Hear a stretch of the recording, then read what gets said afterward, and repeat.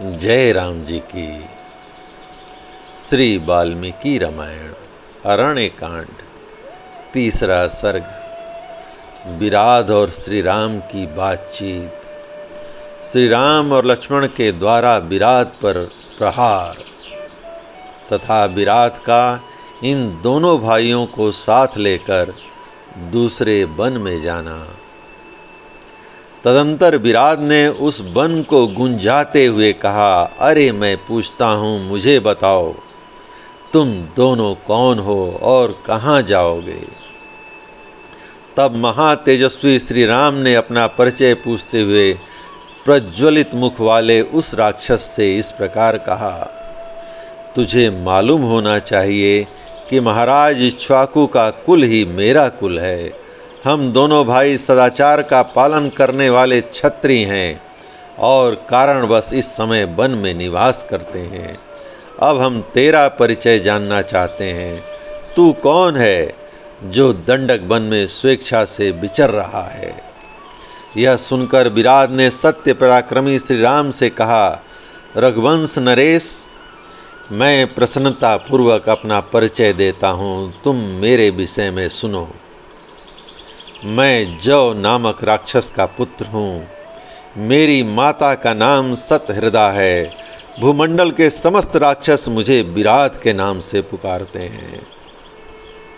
मैंने तपस्या के द्वारा ब्रह्मा जी को प्रसन्न करके यह वरदान प्राप्त किया है कि किसी भी शस्त्र से मेरा वध न हो। मैं संसार में अच्छेद और अभेद होकर रहूं। कोई भी मेरे शरीर को छिन्न भिन्न नहीं कर सके। अब तुम दोनों इस युवती स्त्री को यहीं छोड़कर इसे पाने की इच्छा न रखते हुए जैसे आए हो उसी प्रकार तुरंत यहाँ से भाग जाओ। मैं तुम दोनों के प्राण नहीं लूँगा।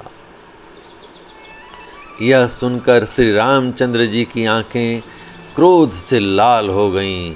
वे पापपूर्ण विचार और विकट आकार वाले उस पापी राक्षस विराध से इस प्रकार बोले, नीच, तुझे धिक्कार है। तेरा अभिप्राय बड़ा ही खोटा है। निश्चय ही तू अपनी मौत ढूंढ रहा है और वह तुझे युद्ध में मिलेगी। ठहर, अब तू मेरे हाथ से जीवित नहीं छूट सकेगा।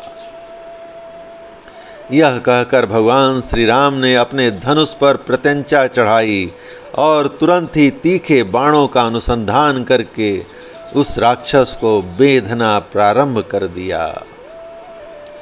उन्होंने प्रत्यंचा युक्त धनुष के द्वारा विराध के ऊपर लगातार 7 बाण छोड़े, जो गरुण और वायु के समान महान वेगशाली थे और सोने के पंखों से सुशोभित थे।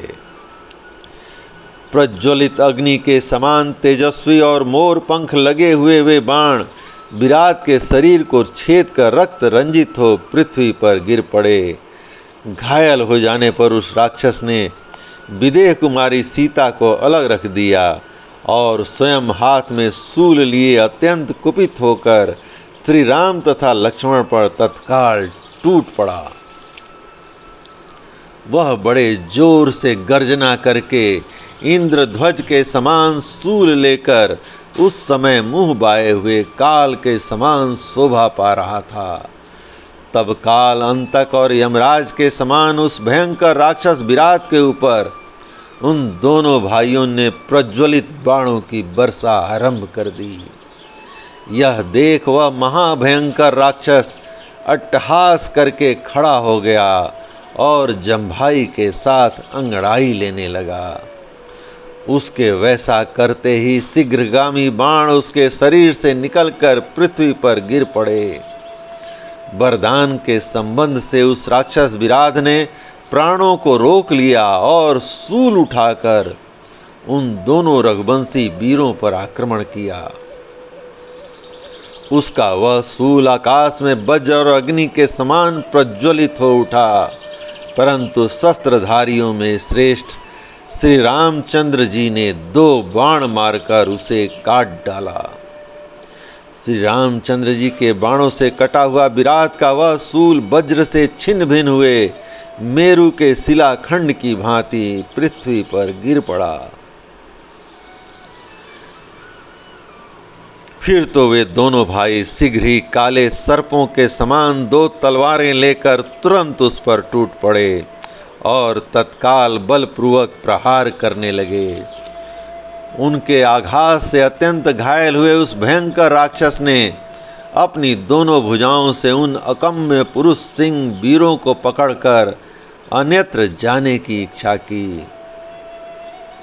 उसके अभिप्राय को जानकर श्री राम ने लक्ष्मण से कहा, सुमित्रा नंदन, यह राक्षस अपनी इच्छा के अनुसार हम लोगों को उस मार्ग से ढोकर ले चले। यह जैसा चाहता है उसी तरह हमारा वाहन बनकर हमें ले चले। इसमें बाधा डालने की जरूरत नहीं है। जिस मार्ग से वह निशाचर चल रहा है यही हम लोगों के लिए आगे जाने का मार्ग है। अत्यंत बल से उदंड बने उस निशाचर विराध ने अपने बल पराक्रम से उन दोनों भाइयों को बालकों की तरह उठाकर अपने दोनों कंधों पर बिठा लिया। तदंतर उसने एक ऐसे वन में प्रवेश किया जो महान मेघों की घटा के समान घना और नीला था। नाना प्रकार के बड़े बड़े वृक्ष वहां भरे हुए थे। भांति भांति के पक्षियों के समुदाय उसे विचित्र शोभा से संपन्न बना रहे थे तथा बहुत से गीदड़ और हिंसक पशु उसमें सब ओर फैले हुए थे। जय राम जी की। इस प्रकार श्री वाल्मीकि निर्मित आर्ष रामायण आदि काव्य के अरण्य कांड का 3रा सर्ग प्रभु श्री राम की कृपा से पूर्ण हुआ। जय राम जी की।